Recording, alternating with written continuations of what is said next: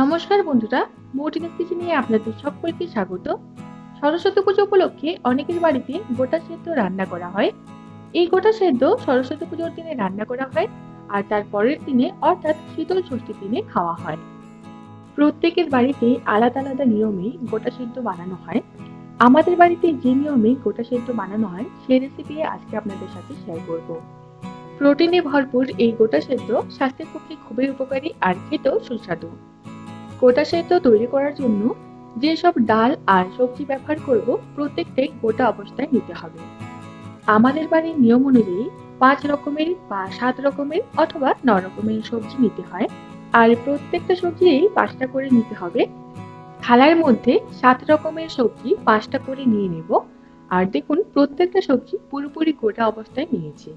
সবজিগুলোকে আগে থেকে ধুয়ে পরিষ্কার করে জল ঝরিয়ে রেখেছি। সবজির মধ্যে নিলাম 5টা আলু, 5টা বেগুন, 5টা বিনস, 5টা মটরশুঁটি, 5টা সিম, পুঁই ডাঁটাটাকে পরে দেওয়ার আগে 5 খণ্ড করে নেব। অনেকের বাড়িতে শীষ পালন বা পালনের ডাঁটা ব্যবহার করার নিয়ম থাকে। আর দরকার সজনে ফুল। সজনে ফুলও 5টাই ব্যবহার করতে হবে। সবজি ছাড়াও ঝালের জন্য 5টা অথবা 7টা বা 9টা কাঁচা লঙ্কা ব্যবহার করা যেতে পারে। এবার নিয়ে নেব কলাই। 5 ধরনের কলাই ব্যবহার করব এখানে। প্রথমেই নিয়ে নিলাম রমা কলাই, অর্থাৎ বরবটির যে কলাই হয় সেই কলাইটা 1 কাপ মতো নিলাম। আর নেব 1 কাপ মটর কলাই। প্রত্যেকটা ডাল বা কলাই গোটা অবস্থায় নিতে হবে। আর ডাল বা কলাইয়ের ক্ষেত্রেও একই, 5, 7 বা 9 ধরনের নেওয়া যাবে।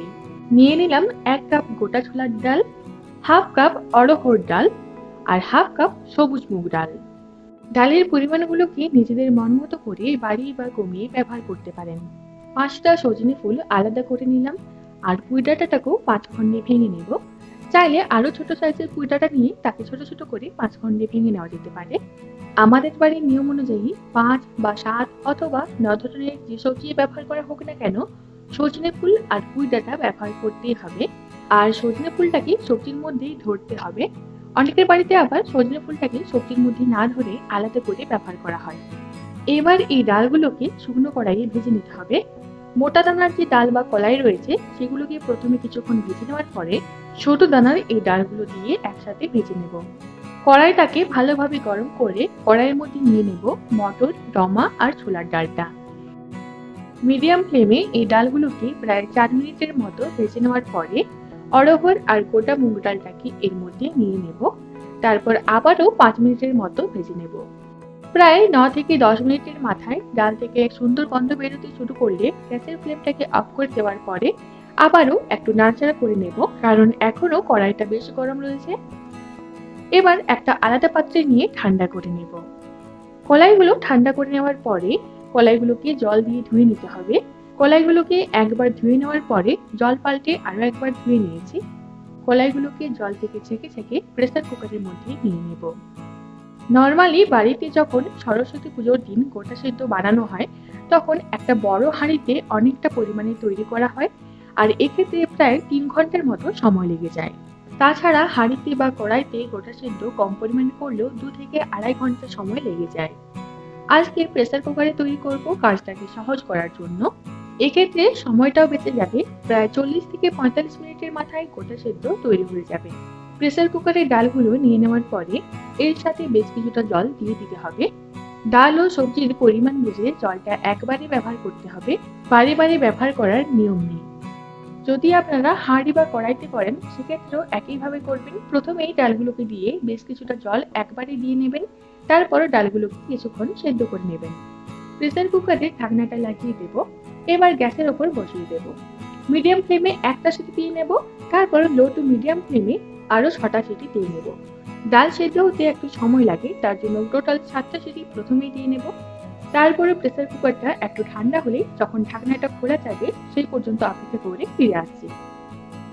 প্রেসার কুকারটা একটু ঠান্ডা হলে ঢাকনাটা খুলে নিলেই বুঝতে পারবেন যে ডালটা অনেকটাই সেদ্ধ হয়ে গেছে। তো এই পর্যায়ে সব সবজিগুলো এর মধ্যে নিয়ে নেব। একইভাবে যদি কড়াই বা হাঁড়িতে তৈরি করেন, অনেকক্ষণ ডালটাকে সেদ্ধ করে নেওয়ার পরে ঢাকনাটা খুলে বাকি সবজিগুলো এর মধ্যে দিয়ে দেবেন। ডাল সেদ্ধ হতে অনেক বেশি সময় লাগে, তাই যদি প্রথমে ডালের সাথে সবজি দেওয়া হতো তাহলে রান্নার শেষে সবজিগুলো পুরোপুরি গলে যেত। তাই এইভাবে করে নেবেন।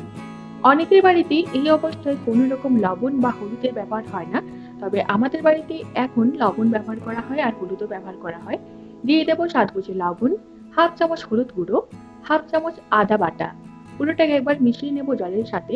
এক্সট্রা কোনো জল কিন্তু ব্যবহার করিনি, প্রথমে যে জলটা ব্যবহার করেছিলাম সেই জলটাই রয়েছে।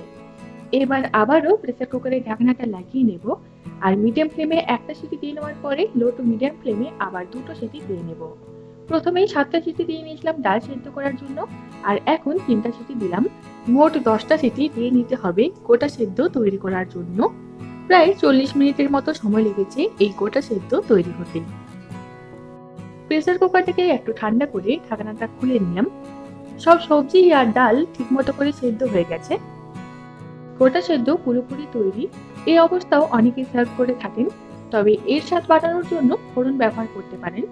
অনেকের বাড়িতে গোটা সেদ্ধতে ফোড়ন দেওয়ার নিয়ম নেই, তবে আমাদের বাড়িতে ফোড়ন দেওয়া হয়, তাই সেইভাবেই করছি। কড়াইয়ের মধ্যে 2 চামচ সরষের তেল নিয়ে তার মধ্যে হাফ চামচ গোটা জিরে, দুটো শুকনো গোটা লঙ্কা দিয়ে একটু নাড়াচাড়া করে গ্যাসের ফ্লেমটাকে লোতে করে দিয়ে দেব হাফ চামচ জিরে গুঁড়ো আর হাফ চামচ ধনে গুঁড়ো।